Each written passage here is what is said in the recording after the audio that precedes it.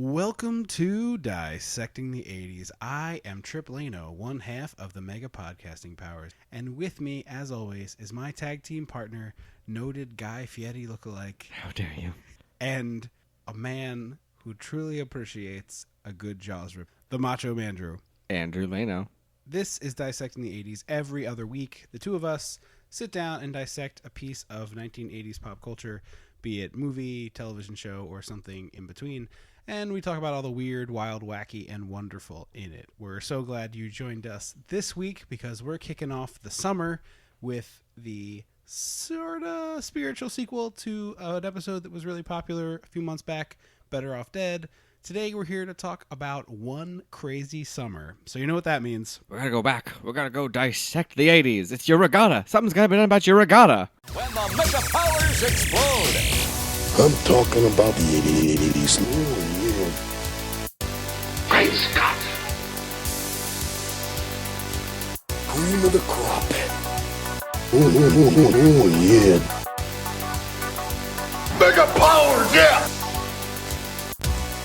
When this baby hits 88 miles per hour, you're gonna see some serious shit. I always think the word regatta sounds like ricotta, which I think would be a very different, fun competition. Just a lot of people eating soft cheese. No, making ricotta. Oh, it's a ricotta competition. It's a ricotta. I see. It's a ricotta. A ricotta regatta. Yeah. This is not really a sequel, but a lot of the gang is back. And definitely, if nothing else, totally the same tone as Better Off Dead. It's an interesting tone that I don't know if I can get into in any mindset, which is weird because, again, it's still very Heathersy and otherworldly, ethereal weirdness. Right. But I was like, I don't know. I couldn't click into this as much. Okay. I think I enjoyed Better Off Dead more than this one. I think so. We'll save like a longer talk about that until the end. This one, like that one, starts with animated sequence intro, and it's John Cusack with a voiceover doing kind of a sad sack, hey, I've never been in love, and life is kind of a bummer for me. He also doesn't know how rhinos work. What do you mean? Well, they pull on his horn and call it his nose, and then later he's crying, and he's got tears in his eyes and snot coming out the base of his horn. Ah, yes. And he sniffles, and the horn squiggles up, and then the snot goes back in. And I was like, that's not. Rhinos have nostrils. They have noses. Yeah. Although I could see a cartoon rhino having that similar problem. Yeah, but also I was like, that's just like animal biology, dude. Yeah, no, I think you're right. This is a total aside, but it's weird to do this in the same room. I know. I was like, really we weird. haven't done this way In a long time. It's probably been more than 6 months. And I also, with this much more elaborate 2-person gear setup, it's like I feel like Terry Gross here. I'm like, welcome to the Dissecting the 80s studio. Our guest this week is Andrew Lano, here to talk us through One Crazy Summer. Take us back to the summer of 1986. So it's graduation time for Hoops McCann, which is the character that Cusack is playing. I did not make the connection that he was called Hoops, and Hoops is in basketball until it was mentioned later in the film. I think that's fine. Because his name is mentioned so in passing. Yeah, and also not for nothing. This is the second. This is the second Cusack movie in the 80s that I recall where he plays someone who has some athletic inclination. The other one being Say Anything, where he's like a karate guru. Oh, right. I forgot that was... Or kickboxing. I was like, I've never seen it, but I know it's like a weird sport. Yeah, and I like Cusack, and this is peak attractive, handsome Cusack, but he does not strike me as an athletic type of person at all. Not at all. So the idea that they're like, oh yeah, he's really good at basketball. I'm like, no, he's not. I feel like because skiing for me, I don't think there's a look to someone who's good at skiing. That's true. Skiing was another one. So three. There's people that person is really tall. They're probably good at basketball. The person has short and has strong legs. They're probably good at soccer. But I don't have a visual of oh, that person's good at skiing. Yeah. He also just John Cusack's probably 5'10". He's not. He doesn't look like a basketball player. But so yeah, he's supposedly very good. And it's graduation day, and his mom comes in and is like, "Hey, your cap and gown's here. Don't worry, I washed it for you." And she has it in a teeny little box. Yeah. And I was like, washed it? And then she says it's rented, and I was like, people, I'm so glad that they let you keep the paper thin hospital gown that you paid $45 for now. Here's the thing, though. I would have rather paid $10 and rented it and had it be just a thing. Do you think it was the same price just to rent it? Oh, I mean, I imagine it wasn't $1986. Sure, but like, what do you ever do with that thing again? Nothing. Costume. Yeah, that is I have like people who do stuff like burlesque or drag or whatever. Like, oh yeah, I've used that in a number before. Yeah, but like the average person is not doing a burlesque or drag number. I don't know if you're aware, but that is sort of a niche hobby. Apparently, It's not exactly an everyday thing. So I could get behind just having like a rental one. well, But- because I have our high school was blue, Yeah. and both of our colleges were black. So I was like, oh, I got two different colors. I have, should like, have given you mine for college. That would have been made a lot of sense. oh, because they're height based, aren't Yeah, they? yeah. Although no, wait, what is the? It's I'm like sure it would have been fine. I didn't want it to be. Like, I don't want to have a train. I don't want to be Princess We Diana. could cut it short. We'll just do like cutoffs. It's a cutoff gown. Yeah, little Daisy Dukes. Yeah, exactly. Everybody fine. Which is what Cusack has in this movie. He has like little cap sleeves, and even the hat. Yeah, the mortarboard is even shrunk, which I like a lot. That's one of my favorite show gags. Do you think that was like a fifth grade, like a fifth grader graduation? I think thing? they probably just custom made it, but yeah, it does look like he's wearing a child's I costume. think cause, well, to feel like custom making that, it's got to be a lot of effort. I would think they probably. Yeah. I would imagine the hat is at least like a child's hat. And they Yeah, just yeah. Cut the sleeves. Yeah, yeah. Just like Better Off Dead, this movie has this sort of zany, definitely not of this world atmosphere to it. Where there's- Dreamlike, I would say. Yeah, dreamlike is what I was searching for there. So there's a lot of like really nice, goofy cutaways and strange Did that guy things. die Who? at graduation? They all throw their caps in the air, I think he does die. Yes, and then a dude does the heart attack sound, collapses onto Cusack, and he just drops him into a chair and is like, okay, yeah, he's kind of like glazed-eyed, staring into the middle distance. I think he is dead. I think that is the bit. okay. Yeah. So his sidekick in this movie is Joel Murray, who is, I believe, the 9th Murray brother, like Bill Murray, Brian. Oh my Murray. God, are you serious? Yeah, I believe he's the 9th, or he's 8th or 9th. It's a big family. I forgot that I didn't know that there were Murrays, like there were Baldwins. Yeah. And Joel is like many years later in Bobcat Goldthwait's movie God Bless America, I think it's called. I'm gonna double. That check is a Bobcat Goldthwait movie. Yeah. Okay. So he's in that one where he goes on this like murderous rampage and. Oh, that movie. Yeah. I've heard of that movie, but I've never seen it. It was on Netflix a while back, and I watched it. My ex liked it a lot. Bobcat Goldthwait as a director is really interesting to me, but I don't like a lot of his... Guys, I need you to go to the left. Oh, that was so loud. Sorry. I'm now But it was deaf. decent. I'm now deaf in both ears. Thank you. But it was a decent Bobcat Goldthwait. It was all right. Yeah. So also filling out this movie, we've got the return of Curtis Armstrong, aka Booger. Just call him Booger. That's what I know him as. Well, I believe his Twitter handle is something like "I am Booger" or something like that. So, Know what you're known for. yeah. And then also we've got Bobcat Goldthwait of Andrew's Bad Impression and later directing fame. So it's those four plus one of our all-time favorites, Demi Moore. I was like, is that Demi Moore? So hopefully we don't spend this entire episode calling her Courtney Cox by mistake. We probably will. So we're sorry. Okay, so real quick about Bobcat Goldthwait. Yeah. Have you ever seen the show Rick and Morty? I've seen it. I'm not like way up on it. That's about where I am. My friends watch it a lot, and Okay. I've seen a couple episodes. Rick is the doctor because it's Doc. It was Doc and Marty. Yeah, became yeah. Rick and Morty. The way Rick talks, like the cadence and the breaks in his speech, remind me of how the way Bobcat Goldthwait patterns his speech. Yeah. I've been like, you gotta do the thing. It's just like a weird. Yeah. There's Like less burping with Bobcat than no, with I feel like Bobcat has the whereas Rick has the burps. it's a little more guttural. You go, guys. It's like I was walking outside. I cannot believe that's also. You told me that was a fake voice, and I was angry. Yeah, he doesn't talk like that. I was angry with him. Yeah, but that was a thing with like stand-ups from that era, though. Like there were lots of people whose like whole shtick was this like weird character they've created, and like some of them, like Andrew Dice Clay, just became that character. He's the ho. Oh yeah, I fucked her in the eye, or whatever. Like he's the grossest monster human. but Bobcat eventually. I stopped. wish Andrew Dice Clay like went home and like drank tea and knitted. Like his like real private life was just like, I'm gonna watch Downton Abbey tonight and make a sweater. The classic sad clown where you just like pop the gear off. It's like I imagine Guy Fieri, like he goes to his diners, divers, and dives. He comes home, he like strips off that grease paint makeup and he washes the spikes out of his hair. No, he and just takes off. He takes off the backwards visor hat with the spikes attached. It's not a visor. It's a backwards sunglasses. Yeah, it's sunglasses, but he pulls it off. Yeah, exactly. Like I imagine that's his like day to day. He has a cucumber tea sandwich. Yeah. Anyway, I don't know why we got into that weird sidetrack, but I don't hate it though. That's who's in the movie, and not Guy Fieri. Not Guy Fieri. Definitely not in this movie. Can we call him Fieri to like further like? No, we're not gonna call you Fieri. No. You're Guy Fieri. No, because I think it annoys you more if it's Fieri. I think that's because he hasn't earned that. My goal is to be as annoying. He as hasn't possible earned to that, you basically. In all situations. I also like that the town that they're from is generic New York. Yeah, I liked. That's more that cute. Dream stuff. Yeah. Joel Murray is basically like, look, I got this great summer gig lined up. Let's go spend. We'll have this great summer together. We'll go hang out and do all this cool stuff. And like next year we go off to college. And what happens? What happens.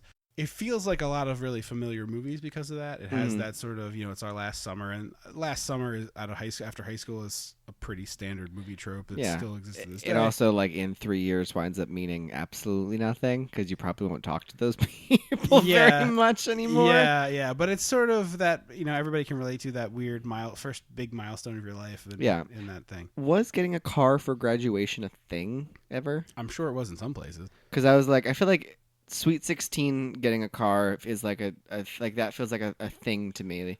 But I was like, why would you? I don't like because that's when you get your license. That's when all that happens. Right. So I was like, car graduation? I guess it makes sense. You're going off to college. You have maybe a need for it more than you would in other places. Fair enough. I mean, that's sort of what I was thinking. But I love the bit with the car where it's a station wagon for this guy and a pickup truck for this guy, and then this girl gets a nice coupe or whatever, and then Cusack's is like a ridiculous piece of mining equipment. Basically. Yeah, I was like, he basically got a Bobcat. No, yeah, what's it called? A Caterpillar. Yeah, basically. But I was bummed that it didn't come back later. Yeah, I would have liked. I'm sure it's expensive to rent, and that's why. But I was hoping for like Chekhov's. Well, they also would have had to bring it to the island of Nantucket. Right, that would have been great. If they brought it, but then you have to show them bringing it with them. Yeah, I wanted them putting that on the ferry and stuff. Like that's what I want. The other thing that's weird about this one in particular versus Better Off Dead, and I think probably the reason I don't care for it as much is there's almost this Jaws spoof element. Like not just the fact that there's a fake Jaws being shot on the island, but the whole kind of setup for it has a lot of Jaws pieces, and I thought that was interesting, but also kind of hurt the movie a little. A little bit, yeah. I don't think it needed it, whether or not that was there super intentionally. Right. To me, it felt a little Goonies. Yeah, it definitely has a little bit of Goonies going on because of that, like they want to buy the town, the rich people or the enemies. Yeah. It's weirdly like very directly. It's Goonies crossed with Summer Rental. Yes, because it's the dude trying to buy the town, and then the big sailing competition that's like the last 25 minutes. And there's a turn it around montage. Yeah. Turn it or turn in? Turn it around. I thought so. We'll get there in due time. Also, so literally the other week, I was like trying to think. I have so many. I've seen so many movies as a kid that like I remember like a scene, and it's hard to type into Google like movie where this happens. Right. And I was like, I've stopped Googling and just like tried to like write down the scenes I remember so I can like bring them up to someone and be like, I'm not crazy, find this. And I was like, there's a movie I saw as a kid where like two little kids are like making faces at something and someone slaps them on the back and their face sticks because of the old wives' tale that like, your face will stick that way. And then I was like, oh, it's this movie. This is the movie that apparently I've seen as a child. It's funny because I had one of them that turned out to be this movie as well. The one where Booger gets hung up on the wall and made to be a basketball hoop. Mm-hmm. I remembered that, and I thought that was in one of the Nerds movies. That does feel like something that would happen in Revenge of the Nerds, though. Absolutely. So the kids getting their face stuck that way. We're introduced to Joel Murray's little sister who has this dog that everyone keeps talking about how ugly and weird this dog is. And I didn't get it. It was like a little mangy looking. It had a bunch of Band-Aids on it. It was like a classic mutt, but they were talking about like, oh, that dog looks like it's from outer space, and I was very confused. Like, it definitely doesn't. I think they should have shaved stuff into the. It should have been had like patches shaved out of it and like trimmed down. Yeah. Which I don't know. I guess I don't know if like being poorly groomed counts as like animal cruelty. It's funny. My first thought was like, that sounds crabby for that dog, but I mean, I guess it's not good for that dog. But I don't think just like having some fur missing is cruel. I don't know. I mean, I guess they would then probably SPCA is just like tweeting at us. Tweeting at us, right? Like we're not even done. It's gonna get 8. We're gonna get 8 tweets that have the ellipsis at the beginning and the end. 1/2/, and we're like, we haven't even come to a decision on an opinion. But I feel like, well, because I know people like shaving your dog for like the summer. It's that's a thing. A common thing for most dogs. Yeah. I needed this dog to be very weird, given how weird everyone treats it. But I was like, they should have gone to like a shelter and been like, "What's the weirdest dog that no one's ever gonna adopt? It's been here for like 4 years. We're gonna take it and make it think it's getting adopted, and then bring it back here for you to kill it in 6 months." No, someone would have adopted it probably. Someone fell in love with it on the set. Probably. Is this gonna be like last week last episode when I made up all that fiction about the goot? Oh yes, basically. So this crossing guard is drinking I think she's drinking a beer. It was hard to tell. Probably. But it looked like she's drinking a beer. She's my kind of gal. Yeah. And she's the one who warns these kids about their faces getting stuck, and then they get swatted in the back by the girl with the dog, and they turn into Twilight Zone monsters. Yeah, they look just like the one Beauty is in the eye of the beholder. Yes, where the woman has the bandages on her face, and she's going to get her face unbandaged, and then the nurses and the doctors' faces are like pig. Mm-hmm. I was assuming not everyone listening to this show has encyclopedic knowledge of titles of Twilight Zone episodes. Oh, the episode "Eye of the Beholder." That's right. Like, yeah, you know that television show episode from 60 years ago that you were able to just call up like that. I'm assuming not everybody has that mental Rolodex. Tweet at us if you do have that mental Rolodex, though. I would love to know who in our audience is like, yeah, no, I knew it was "Eye of the Beholder." And then we're introduced to Demi Moore, who is got a guitar slung over his shoulder. I also like the trope of like literally they leave like they just threw their cap, they just caught their caps, and they were like, "Let's go to vacation right now." Yes. And I was like, "What? Okay." Yeah, no party, no hanging packing, out, no. They pre-packed. That's my thing. I was like, there was no packing that happened, and you're leaving for the summer. They're like, literally, our graduation ends at 11:14, and at 11:15, we're in the car on the way to Nantucket. Yes. Yeah. No, Which I didn't know what state it was in. I just knew it was in the Northeast. New England. I knew. Yeah, it was. Well, New England isn't just Massachusetts, is it? No. Yeah, I knew. Yeah, I knew it was like there. Yeah, I was just. Oh, I was saying yes. New England. New England isn't a state, Andrew. You know that, right? Yes. You're aware that that's not a state? Yes. Okay. So yeah, there's Demi Moore. She's got this guitar and these like really goofball braids, and she's hiding some money in the bathroom. Yeah, they did really little effort to make her look like a hippie. They basically gave her like fringe on her outfit. Fringe in her outfit and like 4 random braids in her hair. Yeah. And I was like, that's weak sauce, guys. Yeah, it wasn't their best work. Especially because they gave one of the bikers a friggin' Party City wig. Yeah, that was weird. He has a purple, like, pointy, spiky wig. It was weird. Yeah. So Cusack is in the bathroom. He washes his hands. He dries them off, and he finds just like a couple of hundreds sticking out of the paper towel dispenser. Which I thought was a cool place, a cool place to hide them. Yeah. Quixies. Yeah. So Cusack is he finds this money and he realizes what's happening, that they're like shaking down Demi Moore for this, and so he's like, "Hey, is this your money?" He just starts like throwing fistfuls of it in the air and running outside. Yeah. I was like, that's the plan? Yeah. It's a really bad plan. That's an awful plan. Yeah. Although better than the plan where he just like takes the money and is like, "Peace." Yeah. Hey guys, I funded our vacation. Yeah, exactly. Yeah. With your stingy ass grandma. So Demi joins them in the car, and they go jetting off and getting. No, chased. she magics herself into that car. She apparates into that car. That is true. Because basically they have Demi Moore like up against the stall, and he is like standing by the door. So it's the door, then John Cusack, then the group, then Demi Moore. That is the like lineup of things. Right. He runs outside, throws the money in the air, then a swarm of people come to take the money, and the bikers are all like, "That's my money," and trying to take it. he Dukes of Hazzards his way across the car into the window, and is like, just drive. And then all of a sudden, Demi Moore pops up in the back seat next to the little sister and the mangy dog. Yep. And I was like, yeah, drive.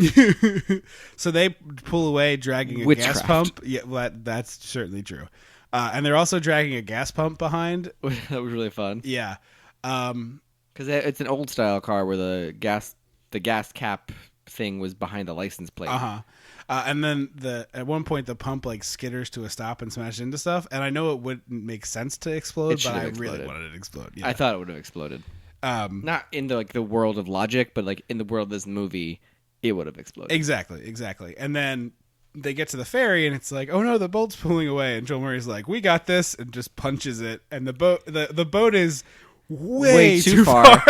Way too far. The car clearly didn't make the jump. No. Like even like in the stunt car, because I was like, Oh yeah, they do some. It's like they cut to the car and it like peaks and starts coming down, and then they cut to the boat real fast, and then the car comes down into the boat. Like it is I was nowhere like, near. no, not at all. And I was like, it needed the like ramp element of like one half of a drawbridge where it's like, oh, that comes down so people can get on the boat, and then it comes up to like protect people from falling off. I needed like, it's coming up, we Yeah. have an angle. Yeah. And then it should have been there and then too high for the bikers. Yes. That's what it should have been. Instead, the bikers make the jump. Or at least one biker makes the jump too, and he gets a bunch Pink of hair. fish stuck on his Party City wig. Yeah, it's like there was an Axe commercial with that. Oh yeah, you're right. There was. I forgot about that. Like, don't have Jersey Shore hair because this happens. So Cusack is super afraid of boats, and he is literally hiding in one of the lifeboats while they're sailing to the island. And it comes up several times to the point where, like, did like a boat kill your family in an alley after the movie you went and saw? There's like his mother's pearls were scattered, Yeah, and there's like a like- propeller blade spinning. Did a boat like blow up your home planet when you got sent to Earth? Like, I'm trying to give me something here. Were you the therapist for a boat and you fell in love with the boat and went crazy? Like, what happened? Like, tell me what happened with the boats, because I don't get an explanation. We don't ever find out the origin story of the fear of boating. That was Batman, Superman, and Harley Quinn. I did not know the last one. Harley I was Quinn. like, I don't know that one at all. But I think it's okay. I think that's all right. Yeah, he is very afraid of boats, and they establish like a bunch that he's afraid of boats. And There's never an explanation. Nope. It's not even that big of a payoff when he overcomes that fear in the third act. Because we don't know why he's afraid. Exactly. Well, Demi Moore also is like, no, you were pretty great back there. And I was like, he lost all the money. Like, he can't be that great. It was like more than $1,000 I would think. because it was hundreds. He threw the first couple were hundreds. I thought they were singles. There were a couple singles in there. Okay, but in any case, we later find out. We're gonna jump around a little bit, but we later find out that Demi Moore owes like $3,000 on the mortgage for the house, and so she had at least a chunk of that. Oh, a solid chunk. Uh, I was like, don't tell him he's great. Like, tell him thank you for saving my life, but also you lost all that money. yeah, no, you like, yeah, helpful, great, but also, what the fuck, dude? Like, look at me. I have no applicable skills. I don't even have a case for this guitar. I'm carrying No. a loose guitar. I got a loose guitar here. Electric guitar. Yeah, I am clearly not doing that great. So they finally get to the shore, and this is where we meet my friend and yours, Bobcat Goldthwait, who's twins with another guy who doesn't do nearly enough in this movie, and I didn't quite get why he was here. I didn't either. His twin, I feel like his twin was from something else. I didn't know what. I certainly didn't recognize him. So yeah, Bobcat and his twin brother are there. The twin brother's been in like a zillion one-off episodes of TV. Unfortunately, died from AIDS in the 90s. But they recently got jobs as security guards for a film called Foam 2, which is about a dolphin with rabies. Made by Mondo Pictures. Yeah. The model of the dolphin is kind of amazing. It looks like if A shark got hit in the face with a bunch of things. it looks like so in like The Lion King, there's the hyena pack, and then there's like the dopey hyena. Yeah. Or in Finding Dory, there's like the dopey sea lion. It Yes. looks like he would be like the dopey shark. Yes. Who in the like crowd of like the like gang of sharks that have this like dopey dude. Yeah. Hey guys. Yeah, so this is a very niche reference, but there's a specific type of shark that you can see at the Baltimore Aquarium. Goblin shark? I don't remember, but its teeth stick out on the bottom and top, like they don't close. Goblin shark. Goblin shark. I'm pretty sure. Yeah, and I actually, last time I was there with a friend of mine, I was doing like the voice. I was doing the voice you were just doing as that shark, like, hey guys, are there any fish left? Like, I'm so hungry, guys. I have to check out my Invisalign if I want to eat these. So, like, it's the whole ordeal. I didn't get any mackerel, and I need some mackerel, guys. And so I was doing this bit. I can't have my Invisalign out for longer than an hour. Please. And this little kid heard me and, like, was laughing at it a little bit. And it was just this very, like, boy, I hope that child doesn't just repeat my voice later and think that's what, like, did I just anthropomorphize that for that shark? You did. So the big bully of the movie shows up, Teddy, and he's looks exactly like an 80s movie, jerk. He looks like Billy Zabka because that's who all. Is he like from The Karate Kid? Oh No, it's not Billy Zabka, but he looks like Billy Zabka. I was like, he's a blonde, tall, buff dude. Yeah, Billy Zabka is like your prototypical 80s movie villain. He looks like Billy Zabka. He does. He got the sweater over the shoulders. He's got short shorts, boat shoes, pastels. Custom license plate. Yeah. What did it say? See you later. Oh. Like he's super fast. So he and his girlfriend get out and immediately start just like coming after these dudes. I couldn't figure out why. Like, they're like, we're here to like tow this boat. Yeah. And then, he hits. Actually, they're here to tow this boat. Yeah, I'm here to tow the boat. And we're also part-time security on the movie. Phone 2. He hits John Cusack with his car and then yells at John Cusack for touching his car. Yes. It's delightful. It's all around spectacular. And then my favorite part is just like with the basketball team in Better Off Dead where they're eating the like little pudding cups. Was it pudding cups? Something infantile. The girlfriend pulls out a little like Barnum animal cracker box and hands it to him. He like eats one as like a calming mechanism. Like it was fun. It was cute. I'm fine. Yeah. He like rips it open. And I actually sidebar. We were talking about animal cracker. I went and got tattoos. Some friends came with me, and then we went out to dinner. Did you tell mom yet? Yeah. Okay. Otherwise, this is how you're telling her. This is probably, she knows. I told her. Her response was like, "Don't get any more," and I was like, "Okay." I just was imagining like mom's in the car driving to the grocery store, and it's like, "Yeah, so I have tattoos now," and she's like, "What?" Swerve. Lane departure alert goes crazy. She's like frantically calling you at the grocery store in the middle of the day, like, "Hey, mom, I'm at work. What's up? You have tattoos?" So we went out to dinner with Gig, and his fiance, and somehow animal crackers came up, and I was like, "Oh, I've never been a huge fan. Like, I don't think they have a whole lot of taste to them." Yeah. And someone was like, "Really?" And I was like, "Yeah, like they're like the big puffy animal." And they're like, "Do you know what an animal cracker is?" And I was like, "Yeah, they're fucking crackers shaped like animals." It's right there in the name. I was like, "The crackers are like animals, and they come in the big plastic tub." And they were like, "No, they come in the little box that looks like a circus car." I was like, "Yeah, but also they can come in big plastic tubs." There's more than one shaped receptacle. And Gig was like, "No, Andrew, the ones you're talking about aren't the same animal crackers that they're talking about." And I was like, What do you mean? Like, all animal crackers are animal crackers." And he was like, "No, those are like the sort of healthy version that mom gets, and they don't taste good. They're not as sweet. Like, they're not like cookies." Oh. And I was like, "Oh, are you serious?"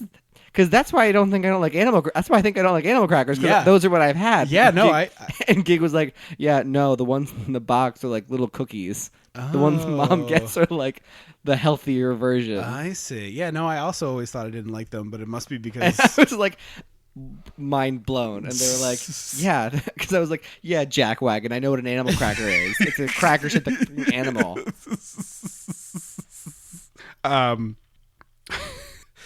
So Teddy's sidekick is a pre-hair plugs, but also pre-hair loss, Jeremy Piven. Oh, from Entourage? Yeah. Wait, what? Jeremy Piven was the bad guy's sidekick in this movie. The one who called him from Yes. his I didn't know that. You didn't recognize him? I didn't watch Entourage. Oh, but like I'm not a straight bro. in the early aughts. Okay, listen. Some of us made bad decisions, all right? Some of us did things we regret, and some of us did things we regret that aren't so bad, like watched a television show for way too long, even though it was terrible. Also, sidebar about HBO programming, because it's not TV, it's HBO. I watched the first few seasons. I've been watching Silicon Valley since it started, and I liked it for a while. But Silicon Valley is the same shit as Entourage, where it's like, Vince ate a bad peanut, the movie's off. I'm stealing this bit from College Humor, but they're like, oh no, wait, turns out it was a regular peanut, just indigestion. Vince is back in the movie. That is every episode of Silicon Valley. Is it every really? single episode is like, oh no, something happened and our product is dead. Oh wait, one of the members of our team figured out a new way to pivot our technology project and do it. And I don't know if it's like a meta commentary on how bullshit Silicon Valley is, where it's just like everything you read is just like buzzword after buzzword and nonsense of shifting the paradigm. And like, if I never hear the phrase disrupt the blank ever again in my life, I'll die a happy man. Like, I'm so sick of hearing like, we're disrupting the taxi space. We're disrupting the rental space. We're like, everybody's disrupting. Every space is being. I've never seen Silicon Valley. Is that what that episodes are like? No, I'm talking about like real people in the Silicon Valley, not program, like actual Silicon Valley tech people. Oh, really? Yeah, where it's like, Uber. Oh, we're disrupting the taxi space. Airbnb. Oh, we're disrupting the hotel space. Oh, we're just like, stop disrupting everything. Nothing else needs to be disrupted. Okay. You sound like me with the Dyson Man. Well, I'm just saying. It sounds like you sound like me with the Dyson vacuum man. No, but here's the thing. I like what they're doing. I just don't need you to call it disrupting the blank space. Oh, like how the food phrase deconstructed is Yes. the worst phrase in the world yeah, now. it's like the phrase disrupted the blank space is dumb. It's a deconstructed chicken salad. No, Yeah. that's chicken and a pile of mayonnaise on a plate. You put a blob of mayonnaise next to chopped up chicken and celery. Celery. That's not deconstructed. Just make the You food. just didn't put it together. Just make my food. If you went through and pulled out all the pieces of chicken and all the pieces of celery, that's deconstructed. You had someone in the back carefully scrape mayonnaise off of bits of chicken. Yeah, that's deconstructed. This is unconstructed. You're giving me raw materials here. Yes. This is not what I intended to purchase. So yeah, anyway, that's my note on HBO programming in case Bill HBO was listening. I can't believe you didn't recognize Jeremy Piven. That's funny. I didn't watch Entourage. So the other bit that we get introduced to right after that, because it jumps around a little bit in the beginning here, is a gag I thought I was going to love and didn't, where the uncle of Joel Murray is trying to win this radio contest, and he's holed himself up in a bedroom, just staying in there completely at all times. Good. It reminded me of It's Always Sunny in Philadelphia when Charlie and Mac get jobs in an office, and Charlie works in the mailroom. Yeah, and goes crazy. Yes. He's like, Carol, there's no Carol. He's just drawing circles He's on got the wall. circles on all the red. Yeah, And yeah. they're like, what are you talking about? No one's gotten their mail in 3 weeks. Carol from accounting is very upset. Yeah, he's just holed himself up there and refuses to leave or eat or do anything because he was trying to win this $1 million radio contest. And then we get introduced to Booger, Curtis Armstrong, whose dad is the dad from Freaks and Geeks, and he's also on SCTV. Oh. And we definitely talked about him on this show before because he was in something else that we watched, and I'm struggling to remember what it was, but he was definitely in something else that we covered on the show because I remember relaying the anecdote about him being dressed like Dracula. Joe Flaherty is the name of the actor, and he was in Gremlins 2? Back to the Future 2, the Western Union guy. Oh. Yeah. But he is the soulmate of the villain troop leader from Troop Beverly Hills. The general guy? You don't think that he and that woman would have been totally dating? The militant. No, yeah, militant Boy Scout guy. They yeah, would no, it's a good militant pull. Boy Scout, militant Girl Scout. That's a good pull. That's a they good pull. would totally be dating. Yeah, no, you're probably right, and disappointed in their own children too. Yeah. No, you're right. You're right. Good pull. He sent Curtis Armstrong to the beach to collect shells, which you think are seashells, and are actually artillery shells because Curtis Armstrong is on a beach that is getting actively bombed. Mm-hmm. He's running around grabbing these foot long. I feel like that would have been a cool set to play because those were like real explosions and shit. Oh yeah, the couple of them go off really close to the actors too. Mm-hmm. Like you can see the little puff of smoke and then the big explosion happen. It's pretty dangerous looking. I'm guessing they all had earplugs in. I hope so. We get introduced to the big bad of the movie, and it is Niedermeyer from Animal House, who is Animal House. Dressed in this movie as if Vincent Price and John Waters had a baby. And raised that baby in Connecticut. Yep, that's exactly right. It's got the Sperry topsiders. Or it's like if Vincent Price and John Waters were a gay couple in the Edward Scissorhands universe. No, it's as if John Waters and Vincent Price were a gay couple in the John Waters universe. Okay, I mean, yeah, but I picture that like pastel like craziness. Yeah, John Waters, right? Hairspray? Yeah. Okay. He's in Hairspray. He's in Hairspray. Okay. I just picture. I don't picture like the pastel like 80s-ness from them. But they're playing on the old wives' tale that lobsters scream when you boil them. Yeah. Because I was like, why does he have a stethoscope around his neck? Yeah. And then he puts it in his ears and he puts the other end into the boiling water. And I was like, that's got to be painful. Yeah. Like you got to hear. That's a lot to hear. And then he drops the lobster and you hear like human screaming. Yeah, like wailing, screaming, and he's like twirling his mustache in delight at the horror that this lobster's facing, which is great. He does like it's until we got a close up as we started like far away on him and got closer. I really thought for a second it was Vincent Price, and I was like, that would have been lovely. Yeah, really that would have been a surprised. lovely surprise. And we also see, and I didn't recognize this guy until the very last scene of the movie. Aunt Bethany's husband. From Christmas Vacation. I don't know his uncle something, but I Yeah. know it's Aunt Bethany's husband. Because he drove by and I was like, Aunt Bethany's husband? Yep. It is him. It's for the gentleman from Christmas Vacation who... And he's done a whole bunch of stuff. I mean a million billion things, but he also, in both movies, smokes a lot. Mm-hmm. It's William Hickey is his name, and the character from Christmas He was in Nightmare Before Christmas too, right? Yes. The character in Christmas Vacation is Uncle Lewis. I wanted to say Uncle Leo, but that's Seinfeld. Right. But he's just like, he has one line in the whole movie. It's at the very end. We'll get there at the end, obviously. But he is constantly in the background wheeling around in an electric wheelchair, surrounded by his POC help. Yeah, like all of their help was POC, and I was waiting for like a line about it or something. Yeah. No, just some institutional casual racism. Okay. And also Vincent Price, Niedermeyer, has a huge model of the condo development he's going to be building. I feel like it's like common like 80s trope. Yeah, enormous models. Yeah, absolutely. Because this one is especially absurd because of the size of it. It's like it's the whole town. Yeah, and but the size of the model, it's like 20 feet across, and we'll get to it when it comes back. But it comes back in, I think, my favorite Chekhov setup that we've ever had. But I also don't know what they're made of because he picks up one of the houses and crumples it. Yeah. Like it's tissue paper and like popsicle sticks. Yeah, no, it's really wonderful. He picks up the house that Demi Moore's family owns, and he goes to destroy it because that's what he's going to do to her. It just is like crunches it all up. But he says that she owes like $3,000 in mortgage, yeah. Which is like, even for 1986, not that much money. Yeah, I wouldn't think so. But I guess that's the point because it has to be attainable with, the equivalent of a bake sale, basically. Because she has like, what, 2 weeks to do it or something like that? Yeah, there's a like, ticking clock. Yes, it's less like than 2 a weeks. month, but more than a week. Yeah. And his son is like, yeah, she's a real hippie. She's got that hair and braids, corn husks. And I was like, oh, God. Oh, boy.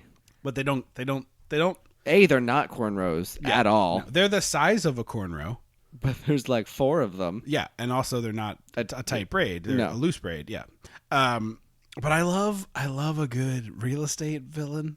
Like, we don't get that anymore, and that's a really, really common 80s I think the trope. real estate corporation was like, you need to cut this the fuck out. Big real estate. Yeah, like, big that's real it. estate was like, listen, Universal, you knock this the fuck off. Look, we're gonna have like a real big crisis in like 15 years, and you gotta cool it with us because we're gonna look really bad forever, and we're not gonna be able to deal with it. We So need to get out of the hole.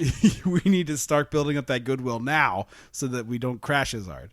But yeah, we don't get like a real estate villain anymore, and that's I'm gonna buy the whole town and turn it into the thing. exactly. I guess also you could I guess the other thing too is with resort real estate prices, like you couldn't buy a whole town in a resort area anymore unless you had billions of dollars. Oh, you'd have to already be like a huge name. Right. So it would be much harder for someone to be like, I'm buying this whole town and turning it into blah blah blah, because they're like, no, you're not. With what money? Yeah. Like, what do you do? Yeah. And then they cut to Demi and John Cusack walking on the beach. Right next to the Shawshank boat. Yeah, and he's like, well, they call me Hoops because I'm a basketball player. And I was like, oh, that's why you're called Hoops. But you don't make any of your shots. Okay. And then he's like, but I like to draw. And Mira was like, draw me something. And I was like, that sounds like, don't say that to an artist. Like, if you're just getting to know an artist and being cutesy, don't be like, you should draw me something. Don't say that. Yeah. No. Yeah. And he whips out a quick sketch, which she definitely doesn't like, but she still says she still acts like she's falling in love. Well, with she him. says like, he's like, what should I draw? And she's like, me or a gorilla or me and a gorilla. And I was like, like, those are not simple things. no. The correct thing you want to do is, hey, can I see some of your work? Yeah. What have you drawn that you feel comfortable showing me? Yeah, exactly. Not, hey, do your thing for me. Dance, monkey, dance. I'll turn the calliope. Just whips out like she starts playing that on the electric guitar. Oh, and then as they go to leave the boat, Cusack gets stuck in the sand. Yeah, the movie. I don't think this movie is as steeped in the like dream world as the first one, and that I think is why I couldn't get into it as much, because we had gone so long without a like I mean, the dude listening to the lobsters is sort of in that weird surreal, but it wasn't ridiculous, Right. And then all of a sudden it was like, oh, I'm stuck in the dirt, I can't get up. And Yeah, he was like tries literally in jumping. quicksand. Yeah. So I was like, oh, we're back there. Right, we're there. That's the world we're in. Yeah, yeah. So we cut to not Bill Murray's uncle. Yeah. Joel. Joel Murray. And he's like running a bath and like is like halfway between his room and the bathroom, like holding his towel, like listening for the radio to like play the thing. Because it's the kind of contest where they're like, if you hear this jingle, call in. And so he's like running back and forth, and he tries to like I was like, does he only have the one radio? Like, were there no like? I thought radios in the old in the 80s took like 100 batteries and could be taken anywhere. Yeah, no, they weighed 48 pounds and they had 65 D cells in them. Yeah, they lasted about an hour. Yeah, yeah. Enough for you to do like a few b-boy moves and one spin on the cardboard, and then you were done. You could record one sick mixtape. One side of a sick mixtape. Oh, I forgot about sides. Yeah. You could do side A, side B. Not quite.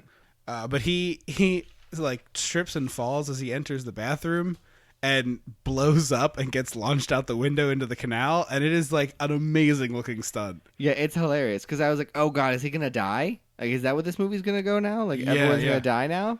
But no. And this is like a weird run of the dream logic, because you have Cusack gets stuck in the sand, the uncle gets knocked out of the thing, and then they go to the beach, and Bobcat has a kite, and he's like, oh, I have to go. You hold this little kid. And the little boy gets lifted into the air like, whoa, whoa, whoa, and like just up. Yeah. And Bobcat just runs away and lets him go. Mm-hmm. So it's like this weird sequence of it, and then Joel Murray is buried up to his neck in the sand, and Bobcat puts a chair over him for shade, and a very large man, he sits on top of him, and he starts eating like a Costco-sized tin of chili. It's the same thing that Kramer feeds the horse. Oh yeah, the beefarino. It's basically the same thing. Yeah. And he farts on him a bunch, and he passes out. And so they pull him out, and no one wants to give him CPR. It's weird. And the medical bag is a toolbox. Yeah, no, And it is. This is also where we set up some conflict, because the rich guy's girlfriend, the rich guy, I want to call him Trip, Teddy. because like that feels like the country club name. It'd be like, I would prefer that you didn't call the villain by my name because that would be confusing as hell for I know, me. but like, do you know what I mean? Like Yes, Trip but as his, the country his club name is Teddy. That didn't, to me, Teddy doesn't sound Teddy country and club Cookie. enough. Teddy to me doesn't sound country club enough. If you say It should so. be like Chadlington. Chadlington. That's usually what my friends and I call, like, if we see country club. Like the other day we were out and we saw someone in like shorts with little lobsters on them, boat shoes, a polo, and a sweater over his shoulders. Good look. And I was like, guys, Chadlington the fourth just walked in. And they were like, what? And they were like, turned around like, oh my God, you're right. So his girlfriend shows up and is like, hey, disgusting humans, want to help us carry our boat to the water? And Bobcat's like, No. They're really heavy. and I almost said Joan Cusack. Would have been a very different movie. I would love to see this movie with Joan Cusack, but like no one else changes. Like the storyline stays the exact. It's Joan Cusack falling in love with Demi Moore, and John Cusack is like, "No, why don't we help these lovely ladies?" And I was like, "Because she's not a good or a nice person." Yeah. Also, boats are heavy as hell, man. Like I have. I mean, I guess they all. It's not like they weren't like. They ended up being like all 5 of them plus the 3 boys carrying it into the water. I pushed one of those boats. Like it's a little sunfish sailboat. I helped push one of those boats to the to like up the sand into the water on wheels at the beach last year, and it was 6 people, and it was hard. Like it was a challenge, and we were not carrying it. So like, no, I would not just sign up for that job. Also, she's a bitch. Yes, and we've talked about this before with beach movies, but I really don't understand the high-waisted bikini because it literally flatters no body type. Oh, I love the high-waisted bikini. The women in this movie are thin, lean, tan, toned, good, well in shape people, and it's like just so much leg. It's like a butcher's diagram of a leg. That's too much leg. That's too much leg. I know. I like the high-waisted bikini look. It comes up so high that you could you see where they're you could see how to take their leg off their body. The butcher just comes in with a marker and he's like, and you just slice right here, and the leg is off, and it's like, oh, you got a leg out. It's like It's like the Barbie socket, I call it. Yeah, that's what they look like. It's very strange. And like, God forbid you have an extra ounce of fat on your body because you're donezo. Well, no, that's what the high waisted is for. It helps mask some of It that. doesn't, because the high waist part doesn't bring the bikini. Oh, you know, up. I don't mean leg fat. I mean belly fat. I know, but the top of the bikini is still below a belly, where a belly would be. It's just the straps are very high. It's like a weird. Wait, you're not talking about like you're talking about a high cut, not a high waist. Yes. Okay, never. They're 2 different things. The high the bathing suits in the movie. I know. You said a high waisted, and my head was like, oh, like a high waisted bathing suit. You mean like the 80s cut? Where I'm talking about 80s bikinis. What the hell are you talking about? a high waisted bathing Like suit. granny panty things? Yes. That come, okay, no. We're talking about 80s bathing suits. You said high waisted. That's not what that means. Well, we're talking about this movie. Didn't you see the bathing suits in the movie? I didn't remember them that well. I just assumed that it could have been in a high waisted bathing suit. Well, I think it's high waisted. That's not what high waisted means. and The you're waist is wrong. high. No, that's not what the waist is. You jackwagon. Those are What is this called then? those are high cut. All right. Well, they show. A high waist means it goes up your waist. Well, the top of this is high. It's That's- the waist part. no, that's not a high waisted bikini. Okay. Well, we're talking. It's a high cut. You're exasperating. We're talking about One Crazy Summer. Why would I be talking about just out of nowhere these bathing suits that are like commonly famous now? I didn't remember the bathing suits in the movie. You're a crazy person. There aren't a lot of scenes with the women on the beach. I know, but just like this is a picture of Heather Locklear in one of them, and it's like, what? Why? This is a weird amount of leg. It's like a regular bathing suit, but they pull it over like above their hip bones. Yeah, like yank it way up. It's strange, and I'm not body shaming. They're all very attractive people in this movie. I just don't get. Well, I think that's just sort of what 80s like leg lines look oh, like. absolutely. Like with the leotards. Oh, were yeah, I all know. cut like if your leotard leg hole didn't go all the way up to where your rib cage ended. Yeah. And then back down again, like it wasn't a leotard. Yeah, exactly. So she offers to take Cusack out on the boat, which I tell you from personal experience, 2 people on a sunfish is a tight squeeze. It wasn't 2 people. It was like 8 people. No, she says there's room for 1 more.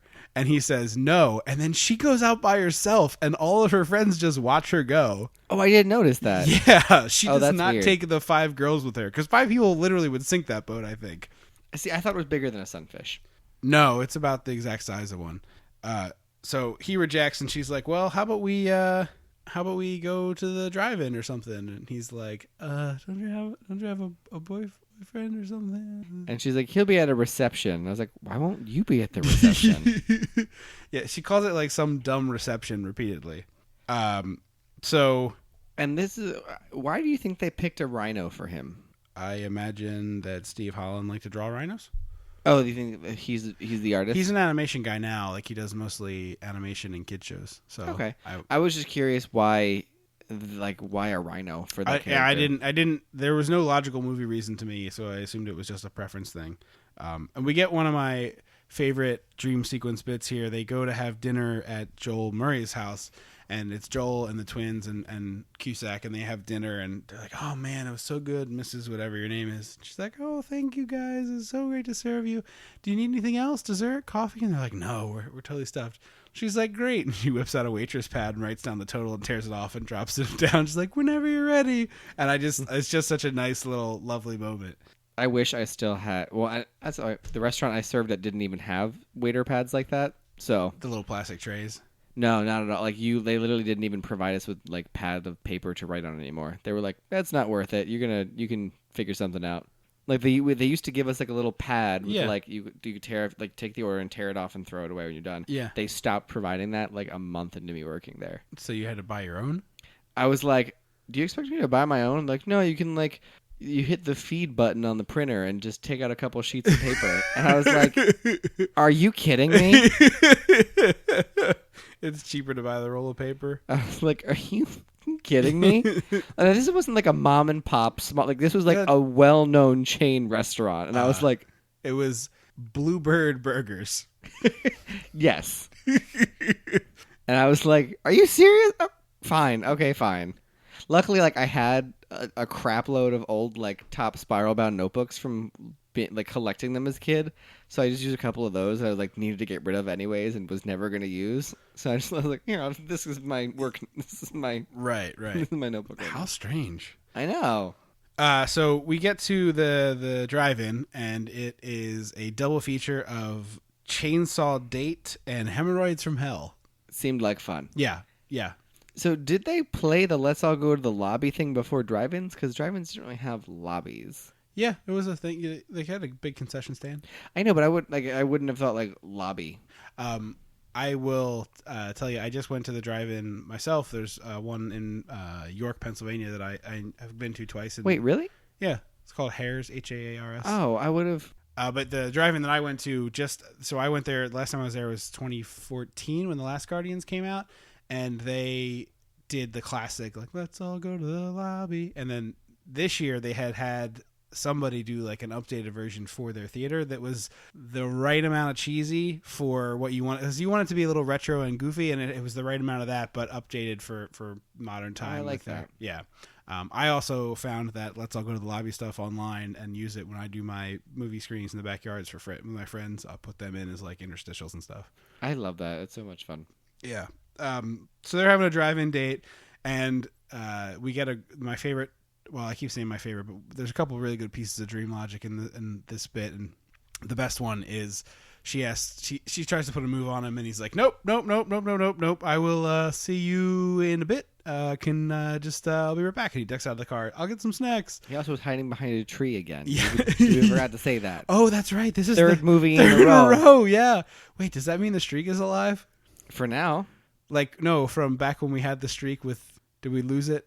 Remember we had like a weird streak going where we had a connection between the movies? Oh, I don't know. We have to go. What was from Heart Beeps to? Well, what was before Heart Beeps? It was Andrew Programs the show. So. Oh yeah, we didn't have a connection. There might have been one. I don't remember. There's the gap that we lost it between Big Business and Heart there Beeps. might. I feel like there might have been one. We'll check and get back to you. Yeah, somebody fact check that and get back to us online. But he gets knocked over and drops her popcorn that she asked for. So it cuts like right from that to him getting in the car, and he drops in the box of snacks, and he's like, "Hey, I'm back." And she's like, "Where's my popcorn?" And he whips up the plastic garbage bag Santa sack of popcorn and throws it into the car. And she proceeds to demolish the entire bag, like Cool Hand Luke style. Which I totally could do. I think you would die. I think you would shrivel up like a slug from all that salt. No, because you'd still be drinking. I mean, but the movie... You'd need like a hamster bottle clipped to the outside of your car. Yes. Like, you know, they used to clip the speaker to your car. They come and put the hamster. Yeah. Hamster That's what bottle. you would need, because holy crap, that is a lot of. It's not Disney's popcorn, because Disney popcorn is just salt in a bag. Well, movie theater popcorn is close. Well, my boyfriend doesn't like to put butter on the popcorn because he's a monster. I don't either. It's not butter. It's like weird butter flavored. I don't care. So when he gets popcorn, he'll butter like half of it, and he'll be like, "This is your half." But no. And so we'll split it that way. You would be requiring you to purchase your own. You'd have to get a second. You'd have to bring your own bag so I could put it in. You could ruin it with that weird butter flavored oil. Oh, I love butter flavored oil. Butter explosion is the best popcorn. No, thank you. Real butter, yes. Weird corn oil flavored like butter. No, thank you. Yeah. So Bobcat during this time is supposed to be standing guard of Teddy and letting Cusack know if Teddy leaves the thing he's at, and he's also working and standing guard of this prop tent for the foam shoot.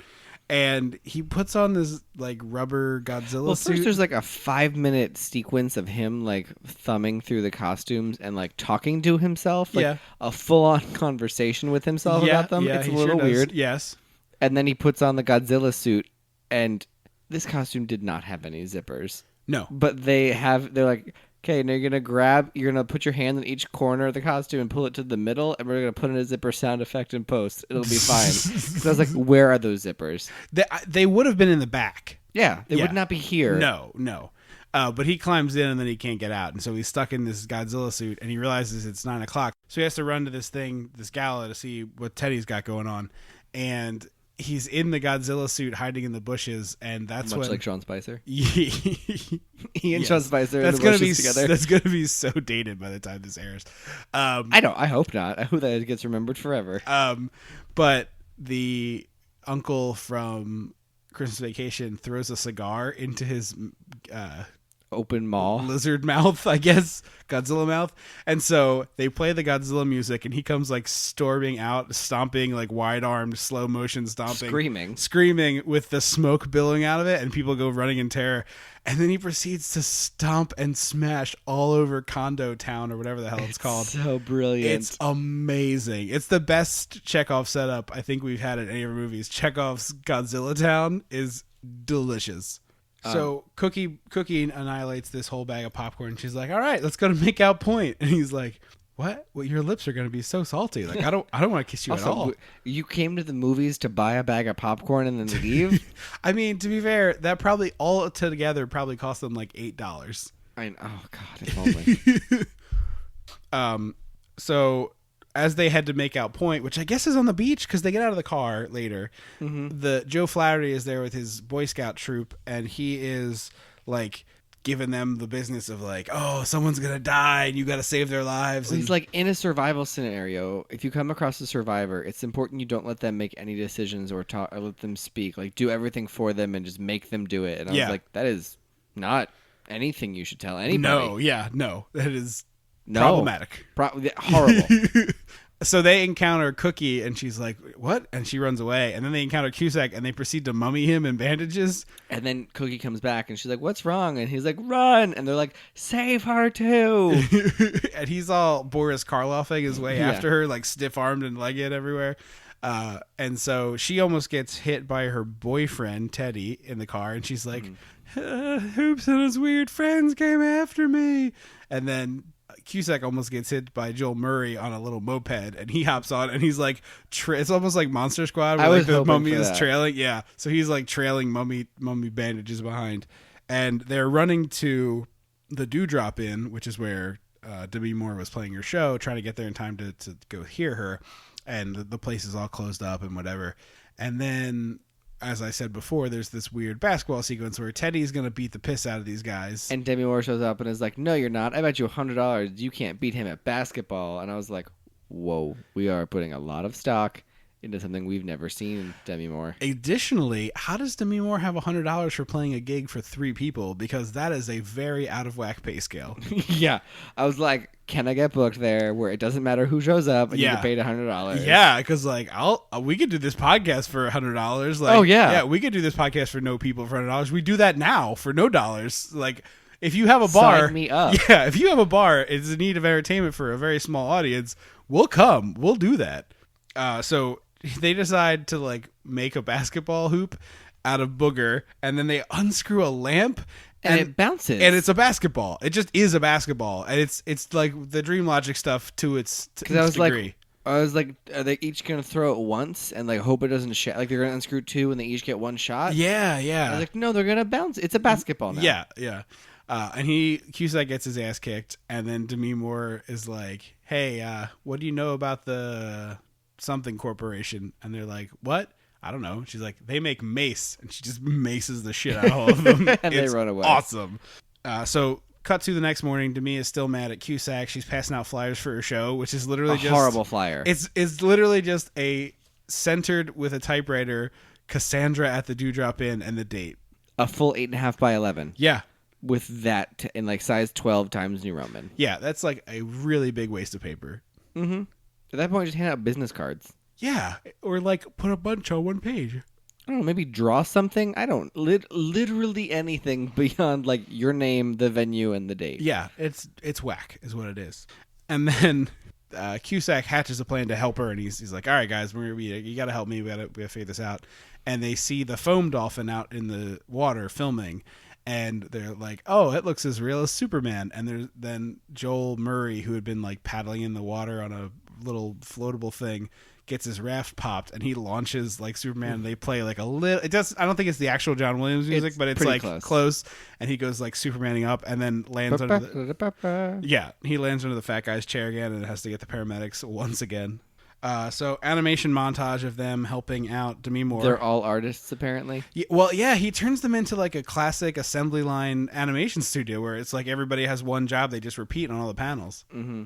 And they make a little cartoon that they sneak to the drive-in and play with their own projector, which is Like pretty picture dope. in picture. Yeah, That yeah. used to be a thing. Remember when that was a thing? Yeah. You can watch 2 basketball games at once, except one is the size of a dollar bill. And you can't hear anything. Yeah.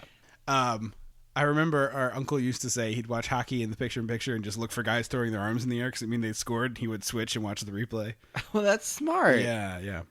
I was like, I could watch 2 cartoons at once. And Yeah. I never knew how to work the picture-in-picture. Yeah, I don't think anybody ever knew how to work the picture-in-picture. Except our uncle, apparently. Well, yeah, but other than him, I think all people were like, you just hit the button and it flips it, and it never flipped it. It No. just would mute it or change the channel. It was never good.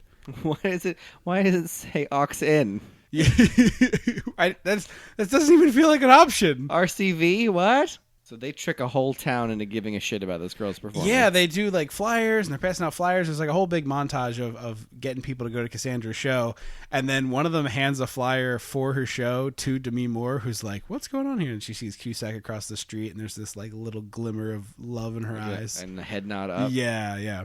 And we go from that at the end of the montage, cutting to our old pal Niedermeyer Vincent Price, who's shooting lobsters with a crossbow. And making his son crank them around and around. Yes, it's very dangerous. It's in what universe are the lobsters going to be swirling like that? Yeah, and also like I get that he wants to hit a moving target, but why isn't it just a target? Like, why do you have to kill a creature? Also, like, I don't know, why wouldn't you just like string them up from a tree? Right, but like, why wouldn't you just shoot your arrows at like a piece of paper? Because he wants to hit lobsters. I know, I get that, but why? It's not even an efficient way to kill a lobster. It's not. It's probably the least efficient way to kill a lobster. I would think so. And so he is Well, especially because like you like kill the lobster right before you cook it, or you cook it alive. Yeah. Like those are the options Yeah. for lobster. Yeah. You don't like kill it and be like, well, we'll wait around. Yeah. No, you want to cook it like immediately. he also is like, have you seen this flyer? And he crumples it up and sticks it on the spear and then shoots the spear at his kid. And then Teddy has to like tear it off and read it. And I just love that nonsense of like, it's literally like a 10-foot shot, but he shoots it at him. And he's like, you got to stop this girl. She might make money at this thing. You know, we can't have her buying back a mortgage, blah, blah, blah, blah, blah. But like, what venue would have her back after 4 people showed up to her gig? I don't know. Especially after they had to pay her $100 for that. Yeah, it's very weird. Yeah, I mean, I guess the Dewdrop Inn in Nantucket doesn't have like the biggest It's talent Scully's. roster. Yeah. And so there's this little moment where she's like getting ready for her show, and Cusack's like standing there with her in her bathroom, and they're talking, and something gets dropped, and they both go to pick it up, and as she stands up, she like moves the door, and it cracks Cusack in the forehead, and he goes ass over tea kettle down the stairs and out the front door, and I laughed really It is a hard. very fun It's little moment. really good. It was really unexpected, and the tumble is really well choreographed. I laughed really hard at that. So the John Cusack's friends decide to like help with and like Yeah. they're because it's the Lobster Log is the restaurant that that the rich dude wants to make on Demi Moore's land. Right. So they like shoot a rocket launcher at a boat in the water, and so they all run over to see what exploded, and they like kidnap all the lobsters. Yeah, it's a lobster heist. They lobster nap. Yeah. And they drive like on the grass, and I was like, "Where are they?" And I was You like, might even say it's like Ocean's 11. But like "Oh, okay." I was like, "But where's the 11 coming?" And then they dump these lobsters into a pool. Yeah, which they would all Die. instantly die. That You would have cool- a bunch of sad floating carcasses of lobsters. You have a lot of dead lobsters in that pool. Yeah, I would assume they would float, but maybe not. But they would all be dead. I mean, I kind of wish they tossed them into a hot tub, and then a bunch of like bright red lobsters popped up. Like they threw the like blood red black lobsters into the hot tub, and then a bunch of like bright red ones just like floated to the surface. They made Whirlpool into lobster stock. Yeah, and it's the pool of the rich kid who loves to swim laps. And as he's swimming laps, they play the Jaws music, like just straight up the Jaws It's music. really good. It's really good. And he gets attacked by lobsters. Yeah, they're all. One grabs his leg, one's on his nose, and I love that he like reaches up for Cookie's help, and you think it's like, oh, help me out of the water, and he just yanks her ass into the pool So so, that he can get out. out. Yeah, it's awesome. So we cut from that to it's a packed house for Cassandra's show. It's like people hanging off the walls. Was her off the singing roof. voice like a famous person? I thought it sounded a lot like Demi Moore. Oh, really? I mean, I don't think it necessarily was her, but it sounded like her to me. I'm checking now, but yeah, I thought it sounded more like her voice than these tend to be, where they have somebody else, show up and just like do all the singing for the person. Yeah, she performs her own songs. Oh, yeah, looked it up. Written by other people, obviously, but performed by her. It also feels more like a party, like a barn hoedown than it does a concert. Yeah, it's definitely more casual. And then so she makes a shitload of money, and she goes to the bank and is like, "Hey, here's all the money I owed you." And they're like, "We're sorry, he's much richer than you, and he bought your mortgage." And I was like, "Is that a thing you can do? You can like if you're like, hey, you have a week to pay this back," and then the next day some rich person walks in and is like, "I want to buy that." Like, that's how that works. I mean, I guess the banks are able to sell your mortgage to somebody else. Like, I know that's a thing that can happen. Like, it theoretically could happen, especially if, like, banks consolidate. Mm-hmm. But I don't know that it would be... Like, it seems insane that it would be legal for a private individual to walk into a bank and, like, hey, I want to buy Andrew Leno's mortgage. And that would be okay. Like, without your consent. That seems insane, categorically. I think so. But who knows? This is a weird place we live. So sometimes stuff is totally fine, and you think, like, that doesn't seem fine. Like, it's fine. Don't worry about it. And so they're like, all right, what we have to do is win this regatta, and then we'll trade him the trophy for your house. Which, like, in any universe is a bad trade, because he didn't win that trophy. It's not going to satisfy the need to win if you beat him. Yeah, like that's not what Grandpa... Yeah. That's not what Uncle Leo... It's not what Uncle Lewis wants. Right. And I feel like what needed to happen is like they needed to pull ahead and then be like, all right, we'll let you win if you give us the house. And they have to like have that. That would have been great if they had a shouting match. Yes. Like they pulled out bullhorns. I would have loved that. And it would have fit the dream logic of the movie, but it is not. Or they like did the pirate swing Yes. across the boat. And so I said earlier that I was excited about Chekhov's tiny condominium model, but what I was more excited about was Chekhov's Shawshank boat, because Booger is like, hey, I got the perfect boat for us. And he brings it in and he's like, needs a little work, but it'll be fine. And the boat has fish falling out of it. Like does the like double tap, and then the sign for the boat falls off the boat. Yes. The boat has holes in it and stuff. So we get, just like in Summer Rental, a fixing the boat up montage. Turn it around montage. Yes. Sadly, no Jimmy Buffett here. I know. I missed him. So they run through and fix it up, and they decide they're christening it, and it's just called The Boat, which is delightful. I loved that. That was so dumb. Yeah. And they give Hoops a Viking helmet. They're like, well, a captain needs a helmet. And he's like, I'm not getting on that boat. And they're like, no, we decided you're getting on the boat. And he's like, no, absolutely not. No, I hate boats. Yeah. And they're like, well, you're going to love this one. Because this is a movie and you don't get to not be here for this. It's okay. We're going to leave Demi Moore behind, even though it's her house at stake and she seems very invested in this project. But she can't come. But she can't even be on the damn boat. No, there's not enough room for her. And so this regatta is interesting in that there's a paddle portion and a sailing portion. And what an the hell portion. is this, like triathlon? Yeah, it is. It's a triboathlon. And I wasn't ready for triboathlon. That sounds like a drug. Yeah, like a prescription drug for like psoriasis or depression. That's a weird either or. Triboathlon. Side effects may include death, nausea, headache, fever, chills. Speak with your doctor about adding triboathlon to your antidepressant. How could fever be one and chills be another? Aren't those opposite things? How can one drug cause both of those? Extreme hunger, loss of appetite. They're like, oh, this boat needs an engine, and the other twin pulls. They have this tiny engine that's like the size of a rotary phone, and that's like 3 VHSs stuck together for you kids. I mean, wait, like 10 iPhones. It's like iPod classics. Like 4 of those. Yeah. The twin pulls in the douchebag's car, and he's got like a little blood. Pulls in the douchebag's car. He's got like a little blood trickling off his nose, and Bobcat's like, "Did he hurt you? Did he hurt you?" So they steal his car engine for their boat, which is just delicious. Can you just do that? Like, can a car engine just be like put in a boat and be like, well, with like serious engineering changes? Absolutely. Can you just cut off the back half of a car? No, obviously not that. I mean, an engine is an engine. Fair enough. Boat engines are eloquence. Yeah. Well, boat engines are, they turn a paddle or they turn a Christ on a cracker. No more late night podcasting. Boat engines turn a propeller, which is a slightly different, operational method. 10:30. Yeah.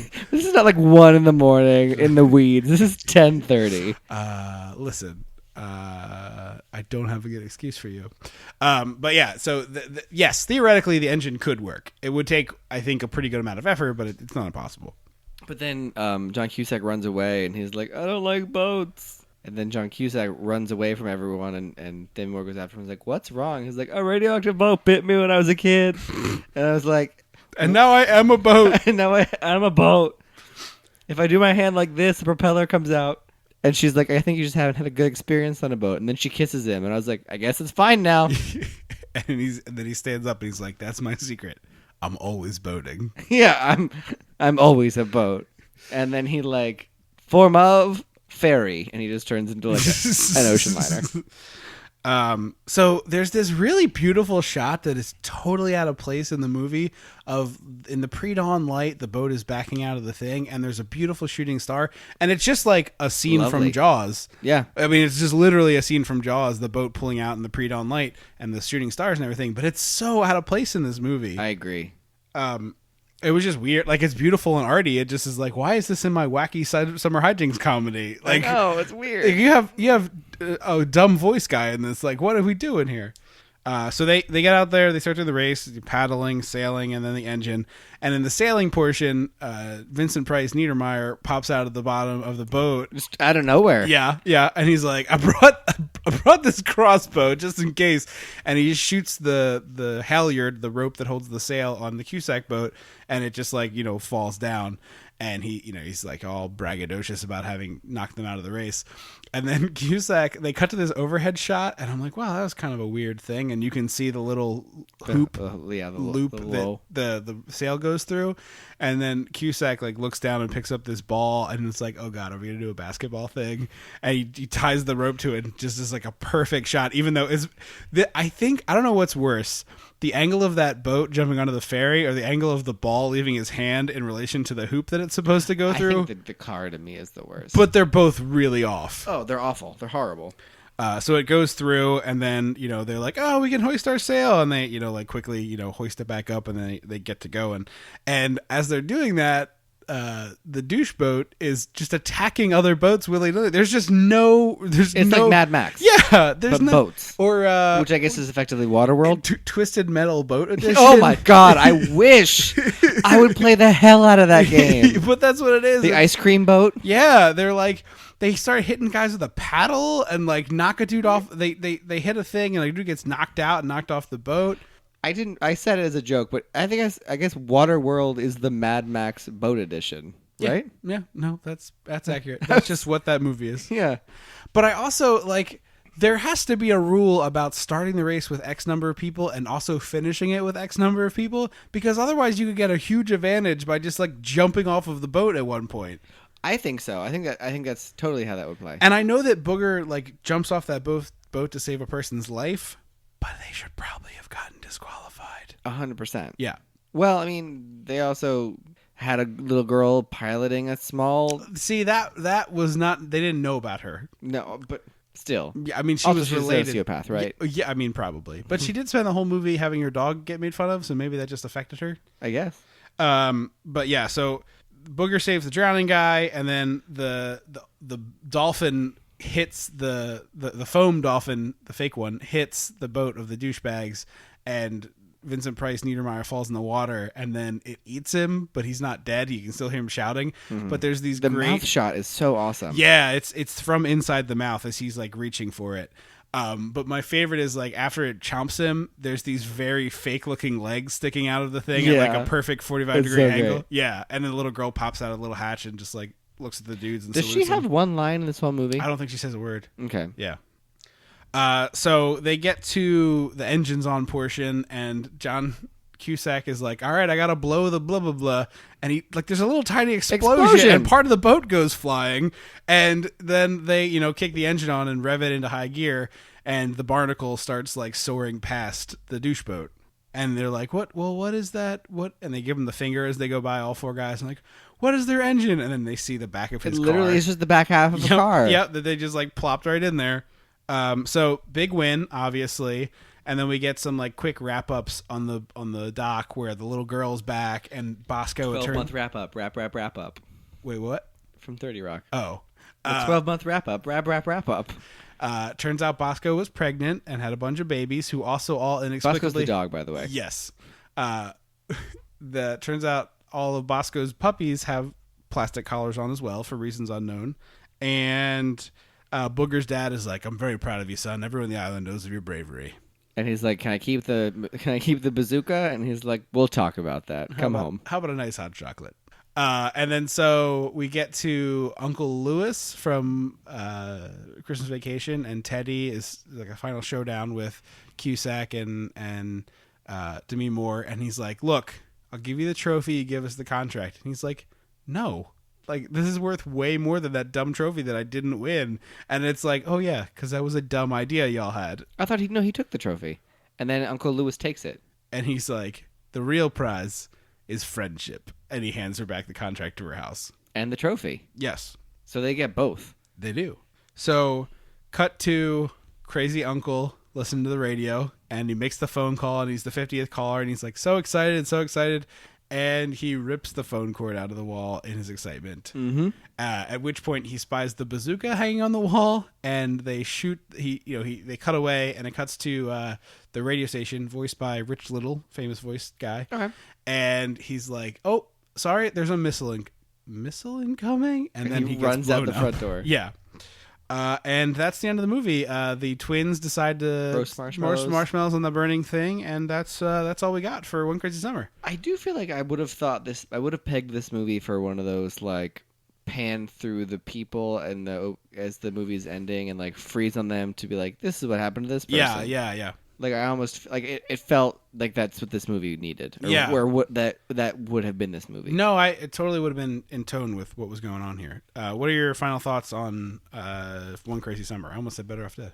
I like it not as much as Better Off Dead, but I didn't hate it. Yeah. It's a soft recommend. Yeah, I'm in the same boat. I think Better Off Dead is the way more entertaining of the movies. I think it does a lot more funny. Like the absurdity and hyper realism or hyper absurdism and the dream stuff is way cooler to me in Better Off Dead. I just wanted more of it here. I was excited that we would get that stuff again, and we didn't get as much as I'd hoped for. But I did like this. I mean, if you like Better Off Dead, you'll probably also enjoy this. Exactly. And there's a few, like I laughed out loud like 2 or 3 times in this. So. There's definitely some real laughs in there. It's just, Yeah. I don't think it was as overall enjoyable and compelling as Better Off Dead was. Yeah, I would totally agree with that. And I also think the romantic part of Better Off Dead is way more developed than in this one, which is kind of tacked on. Like it just sort of is there. Is it Monique, the actor, the character? Oh, yeah, Monique. Yeah, the Monique and John Cusack story is way more developed than the Demi Moore John Cusack story. But yeah, this is a pretty fun one and a great kickoff for the summer, which is really the reason that we did it. Yeah. We will let you know what our next movie is. I think y'all are going to be excited. For this one. But before we do that, just a couple of quick things. Please don't forget to rate the show wherever you get it. It's Dissecting the 80s on iTunes or Stitcher or wherever you get the show. It helps us out the most on iTunes just because that's the biggest platform for this stuff, but we'll take it anywhere you give it to us. And as always, we read those on the air. So if you want to hear your words on here, let us know. If you want to get more of us, dissectingthe80s.com has all those details. Facebook.com/dissectingthe80s and Twitter.com/dissectomania. Also occasionally on the Instagram at Dissecting the 80s. As always, get in touch with us and tell us how you found the show. We love hearing from folks. It's always fun for us to get someone to reach out and be like, hey, I found you this way and I like the show or whatever. Or you're a bunch of idiots, which is also fine. So we are following this up. Our next episode is going to be June 19th. We will be watching Transformers, the cartoon film. That's right. They're more... To tie into the loud, monochromatic... CGI garbage that is whatever next Transformers movie is subtitled. Probably Transformers The Final 5? Frontier. Knights of the Round Table. Transformers. They're fighting with swords in the trailer. That's not a bit. Yeah. No, I know. I think it's Knights. Transformers 11. Yeah. Knights of the... There's got to be a pun. Hang on. Give me a second. Transformers 11 Sir Lancelot. So we will be doing the throwback Orson Welles voiced Transformers cartoon. Yeah, I believe it's that. I believe that's the one. I'm pretty sure it's the last thing he ever did. I heard the phrase Octopus Prime, and it is the only thing I want to see now. Ew, what would that be? Like an octopus transformer, like in Transformers Beast Wars, which is what I was familiar with. Oh, I thought you were doing like a weird. I don't know what it was, but Octopus Prime. Yeah, I don't know. It was like ring. The by the way, the voice cast for this. Hold on to your hat here. Hold on to your butts. Judd Nelson, Robert Stack. That's the Unsolved Mysteries guy. Frank Welker, of course, who does every legally required to do all voice acting. Scatman Crothers, who is in The Shining. Casey Kasem, the famous radio DJ guy. Okay. Leonard Nimoy. What? Yep. Frank Welker's credited like 6 times on this list. He must do a lot of them. He certainly does. Eric Idle. What? And Orson friggin' Welles. That is crazy. Yeah, no, it's pretty silly. Peter Cullen is Optimus Prime, not. So we'll be back on June 19th to talk about Transformers. Thank you guys so much for listening. I have been Trip Lano. And I will always be Andrew Lano. Until next time. Don't you forget about me.